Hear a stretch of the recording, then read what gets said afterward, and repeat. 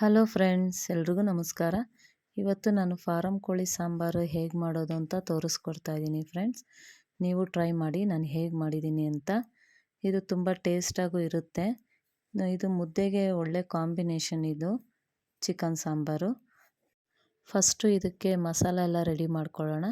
ಆ ಮಸಾಲೆ ಏನೇನು ಬೇಕಂತ ನೋಡೋಣ. ಇವಾಗ ಏನೇನು ಮಸಾಲೆ ಹುರ್ಕೊಳ್ಬೇಕು ಅಂತ ನೋಡೋಣ ಬನ್ನಿ.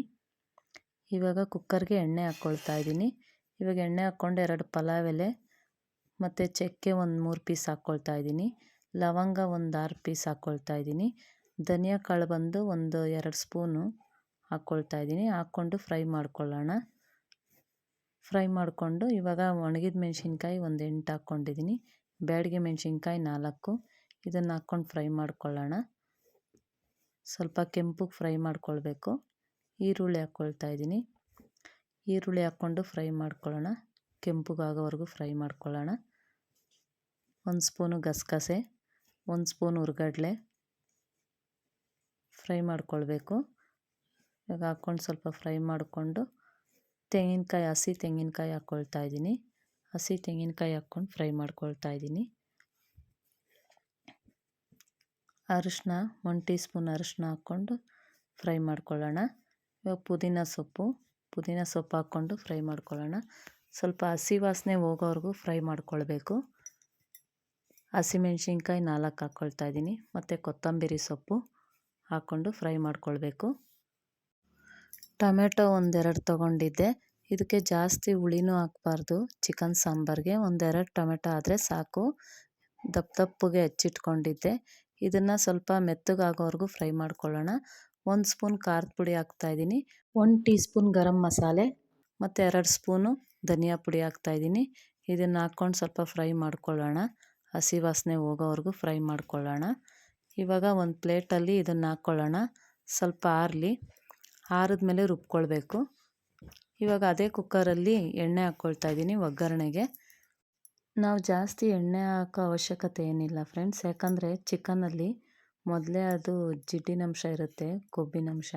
ಹಾಗಾಗಿ ನಾವೇನು ಜಾಸ್ತಿ ಎಣ್ಣೆ ಹಾಕೋ ಅವಶ್ಯಕತೆ ಇಲ್ಲ. ಅದಕ್ಕೆ ಸ್ವಲ್ಪ ಹಾಕಿದ್ದೀನಿ.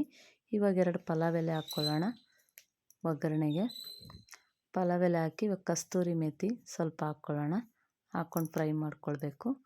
ಕೊತ್ತಂಬರಿ ಸೊಪ್ಪು ಸಣ್ಣಗೆ ಹೆಚ್ಚಿಟ್ಕೊಂಡಿದ್ದೆ ಒಗ್ಗರಣೆಗೆ ಅಂತ. ಇದನ್ನು ಫ್ರೈ ಮಾಡ್ಕೊಳ್ತಾ ಇದ್ದೀವಿ. ಈಗ ಈರುಳ್ಳಿ ಹಾಕ್ಕೊಳ್ಳೋಣ. ಈರುಳ್ಳಿ ಹಾಕ್ಕೊಂಡು ಫ್ರೈ ಮಾಡ್ಕೊಳ್ಳೋಣ. ಅರಿಶಿನ 1 ಟೀ ಸ್ಪೂನ್ ಅರಿಶಿನ ಹಾಕ್ಕೊಳ್ತಾ ಇದ್ದೀನಿ. 2 ಸ್ಪೂನು ಶುಂಠಿ ಬೆಳ್ಳುಳ್ಳಿ ಪೇಸ್ಟು. ಸ್ವಲ್ಪ ಹಸಿ ವಾಸನೆ ಹೋಗೋವರೆಗೂ ಫ್ರೈ ಮಾಡ್ಕೊಳ್ಳಿ ಶುಂಠಿ ಬೆಳ್ಳುಳ್ಳಿ ಪೇಸ್ಟು. ಈಗ ಚಿಕನ್ ಹಾಕ್ಕೊಳ್ಳೋಣ. ಫಾರಂ ಕೋಳಿ ಚಿಕನ್ನು ನೋಡಿ. ಚಿಕನ್ನು ಎಲ್ಲ ತೊಳೆದಿಟ್ಕೊಂಡಿದ್ದೀನಿ.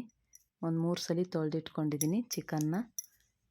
ಇವಾಗ ಇದಕ್ಕೆ ಒಗ್ಗರಣೆಗೆ ಹಾಕೋಣ. ಚಿಕನ್ನ ಎಲ್ಲ ಹಾಕ್ಬಿಡೋಣ. ಎಲ್ಲ ಹಾಕ್ಬಿಟ್ಟು ಚೆನ್ನಾಗಿ ಮಿಕ್ಸ್ ಮಾಡ್ಕೊಳ್ಳೋಣ.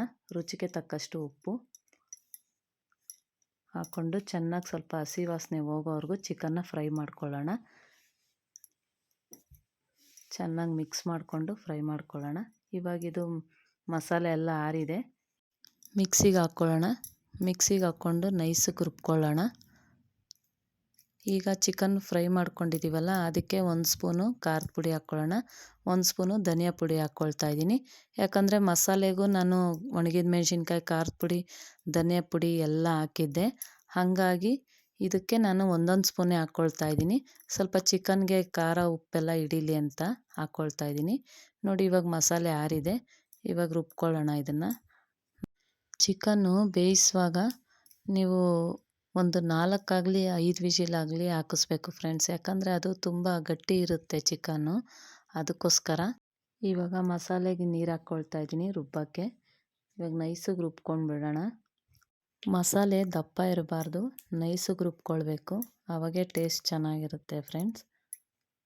ಈಗ ಚಿಕನ್ ಫ್ರೈ ಮಾಡ್ಕೊಳ್ತಾ ಇದ್ದೀವಲ್ಲ, ಅದಕ್ಕೆ ಈ ಮಸಾಲೆನೇ ಮಿಕ್ಸ್ ಮಾಡ್ಕೊಳ್ಳೋಣ. ಜಾಸ್ತಿ ಫ್ರೈ ಮಾಡೋ ಅವಶ್ಯಕತೆ ಏನಿರಲ್ಲ. ಯಾಕಂದರೆ ನಾವು ಫಸ್ಟೇ ಎಲ್ಲ ಫ್ರೈ ಮಾಡಿಕೊಂಡು ಮಸಾಲೆ ಎಲ್ಲ ಫ್ರೈ ಮಾಡಿಕೊಂಡು ರುಬ್ಕೊಂಡಿದ್ದೀವಿ. ಹಾಗಾಗಿ ಜಾಸ್ತಿ ಫ್ರೈ ಮಾಡೋ ಅವಶ್ಯಕತೆ ಏನಿಲ್ಲ. ಎಲ್ಲ ಫ್ರೈ ಆಗಿರುತ್ತೆ. ನಿಮಗೆ ನೀರು ಎಷ್ಟು ಬೇಕೋ ಅಷ್ಟು ಹಾಕ್ಕೊಳ್ಳಿ. ನಿಮಗೆ ಗ್ರೇವಿಯಾಗಿರಬೇಕು ಅಂದರೆ ಸ್ವಲ್ಪ ನೀರು ಹಾಕ್ಕೊಳ್ಳಿ, ಸ್ವಲ್ಪ ತಿಳಿಯಾಗಿರಬೇಕಂದ್ರೆ ಸ್ವಲ್ಪ ನೀರು ಎಕ್ಸ್ಟ್ರಾ ಹಾಕಿ. ನಾನು ಸ್ವಲ್ಪ ತಿಳಿಯಾಗೆ ಮಾಡ್ತಾಯಿದ್ದೀನಿ. ಇವಾಗ ಕುಕ್ಕರ್ ಮುಚ್ಚಿಬಿಡೋಣ. ಕುಕ್ಕರ್ ಮುಚ್ಚಿಬಿಟ್ಟು ಒಂದು 4-5 ವಿಜಿಲಾಗಲಿ ಕೂಗ್ಸೋಣ. ನೋಡಿ ಇವಾಗ ರೆಡಿಯಾಗಿದೆ. ಫಾರಮ್ ಕೋಳಿ ಚಿಕನ್ ಸಾಂಬಾರು ರೆಡಿ ಆಯಿತು. ತುಂಬ ಚೆನ್ನಾಗಿರುತ್ತೆ ಟೇಸ್ಟು. ಇದು ಮುದ್ದೆಗೆ ಒಳ್ಳೆ ಕಾಂಬಿನೇಷನ್. ಚಪಾತಿಗೆ, ಅನ್ನಕ್ಕೆ, ಅಕ್ಕಿ ರೊಟ್ಟಿಗೆ, ದೋಸೆಗೆ ಇದೆಲ್ಲದಕ್ಕೂ ಕಾಂಬಿನೇಷನ್ ತುಂಬ ಚೆನ್ನಾಗಿರುತ್ತೆ ಈ ಚಿಕನ್ ಸಾಂಬಾರು. ನಾಟಿ ಕೋಳಿ ಸಾಂಬಾರು ಟೇಸ್ಟ್ ಇರುತ್ತೆ ಈ ಚಿಕನಲ್ಲಿ ಮಾಡಿದ್ರೆ. ನೀವು ಟ್ರೈ ಮಾಡಿ ನಾನು ಹೇಗೆ ಮಾಡಿದ್ದೀನಿ ಅಂತ. ನನ್ನ ವಿಡಿಯೋ ಇಷ್ಟ ಆದರೆ ಲೈಕ್ ಮಾಡಿ, ಕಮೆಂಟ್ ಮಾಡಿ, ಶೇರ್ ಮಾಡಿ ಫ್ರೆಂಡ್ಸ್. ಮತ್ತು ಸಬ್ಸ್ಕ್ರೈಬ್ ಮಾಡ್ಕೊಂಡು ನೋಡಿ. ನೀವು ಸಬ್ಸ್ಕ್ರೈಬ್ ಮಾಡ್ಕೊಂಡು ನೋಡಿದ್ರೆ ನಾನು ಯಾವುದೇ ಒಂದು ವಿಡಿಯೋ ಹಾಕಿದ್ರು ಫಸ್ಟ್ ನೋಟಿಫಿಕೇಷನ್ ನಿಮಗೆ ಬರುತ್ತೆ. ಹೀಗೆ ಸಪೋರ್ಟ್ ಮಾಡ್ತಾಯಿರಿ.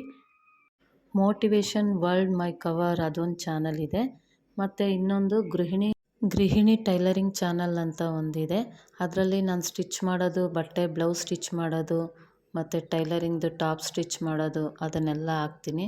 ಆ ಚಾನಲ್ಗೂ ಇದೇ ರೀತಿ ಸಪೋರ್ಟ್ ಮಾಡ್ತಾಯಿರಿ ಫ್ರೆಂಡ್ಸ್. ನಿಮ್ಮ ಸಪೋರ್ಟ್ ಯಾವಾಗಲೂ ಇದೇ ರೀತಿ ಇರಬೇಕು. ಮತ್ತು ಇನ್ನೊಂದೇನೆಂದರೆ ಸಬ್ಸ್ಕ್ರೈಬ್ ಮಾಡ್ಕೊಂಡಿಲ್ದವರು ನೋಡ್ತಾ ಇದ್ದಾರೆ ತುಂಬ.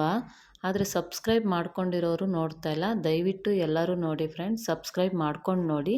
Thank you friends.